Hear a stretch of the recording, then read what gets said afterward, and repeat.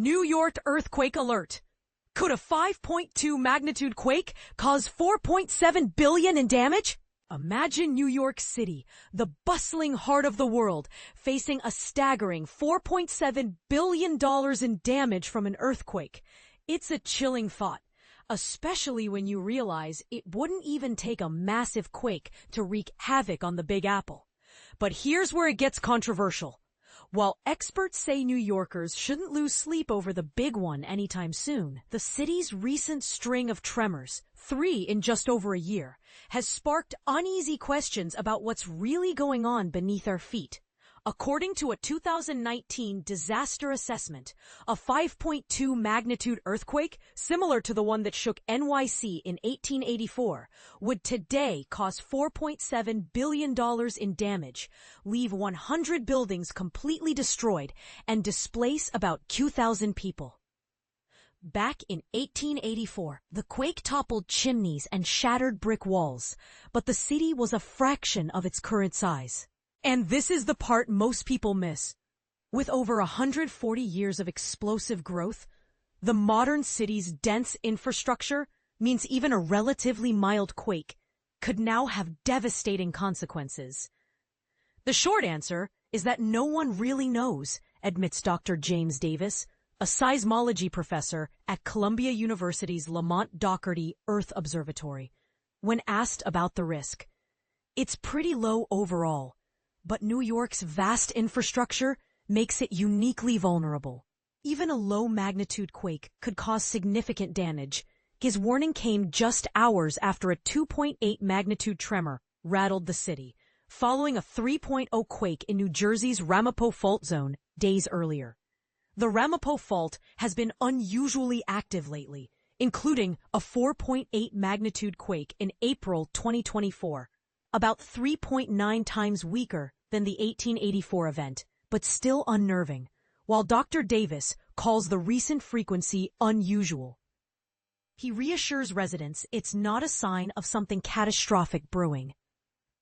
It's like if you're used to rain every few weeks and then it rains 3 days in a row, he explains. You don't panic and think it'll rain every day. Dr. Kenneth Miller, a Rutgers University Earth Sciences professor, believes Tuesday's tremor was an aftershock of Saturday's quake. He agrees serious damage from a larger quake is unlikely soon, though he cautions, you never want to say nothing will happen. Miller estimates a 6 to 7 magnitude quake would be needed to cause chaos in Manhattan, but the Ramapo Fault likely lacks that power. Plus, the fault's northeast to southwest movement doesn't typically produce the vertical quakes that topple buildings or trigger tsunamis. New York skyscrapers are designed to withstand quakes up to 6.5 magnitude, so most modern buildings would likely survive. But here's the counterpoint. Despite these safeguards, every tremor should remind us of the importance of strict building standards and ongoing seismological research. We live in an area that gets earthquakes, Davis notes, but there's no need to live in fear. So, is NYC truly prepared for the next big shake? Or are we underestimating the risks? The recent tremors have certainly stirred debate. What do you think? Are we doing enough to safeguard the city, or is there more we should be doing? Let's discuss in the comments. This is one conversation that's shaking up more than just the ground beneath us. Small earthquake in New Jersey shakes New York City tri-state area. What you need to know. Did you feel that?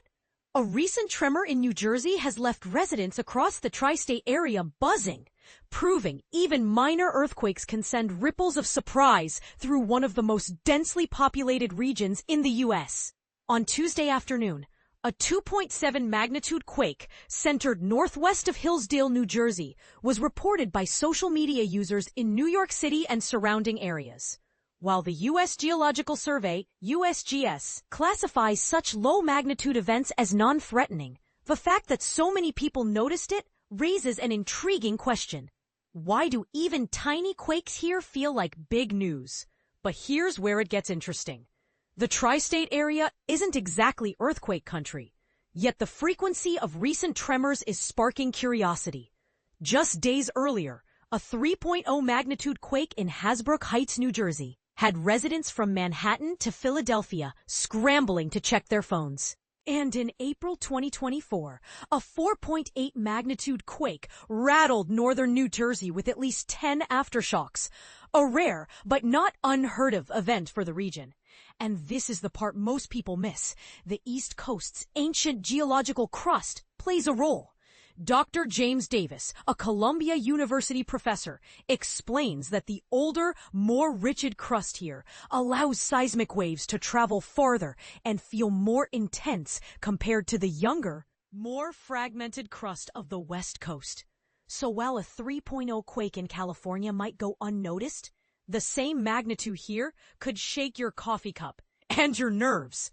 NYC Emergency Management is monitoring the situation, but the bigger takeaway is how these events challenge our assumptions.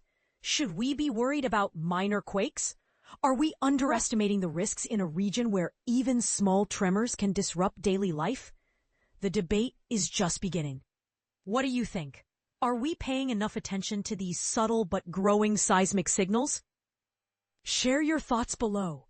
Because when it comes to the ground beneath our feet, curiosity might just be the first step to preparedness. Magnitude 2.7 earthquake shakes New Jersey. What you need to know. Imagine waking up to a rumbling that feels like a freight train is passing through your living room, only to realize it's not a train at all.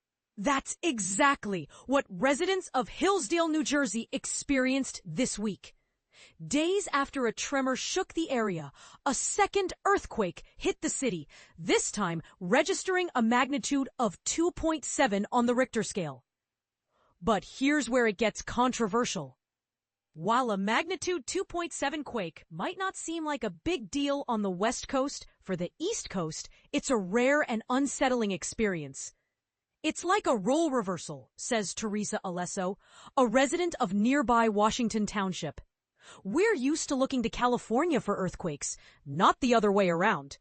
The latest quake occurred in Hillsdale, a city that's quickly becoming the epicenter of New Jersey's seismic activity. This week's tremor followed closely on the heels of a Saturday evening quake in the same area. Both earthquakes have left residents on edge, with many wondering if this is just the beginning of a new trend. And this is the part most people miss. According to seismologist Ken Miller from Rutgers University, the recent quakes are aftershocks from a larger tremor that hit Hasbrouck Heights on Saturday. The border fault, which runs near Tewksbury, is likely the source of these tremors, explains Miller. It's a geological feature that runs through the state in a northeast-southwest direction. The East Coast seismic activity has been on the rise this year, with New Jersey experiencing 17 earthquakes and aftershocks so far. While most have gone unnoticed, the recent quakes have caught the attention of the entire state. It felt like two trucks hit the house, recalls Alesso. It was this big boom sound that shook the entire building. Jimmy, who lives near the train tracks, initially thought the quake was a passing train. There was no train going by, so clearly something happened. But we weren't really sure what it was, he says. As the state braces for more aftershocks, seismologist Miller reassures residents that most will be smaller than the recent 2.7 magnitude quake. Some won't even be noticeable, he says. But it's important to stay informed and prepared for any potential future activity. What do you think about New Jersey's recent earthquakes? Are they a sign of a larger seismic shift in the East Coast's geological activity? Let us know in the comments below. We're eager to hear your thoughts on this surprising turn of events.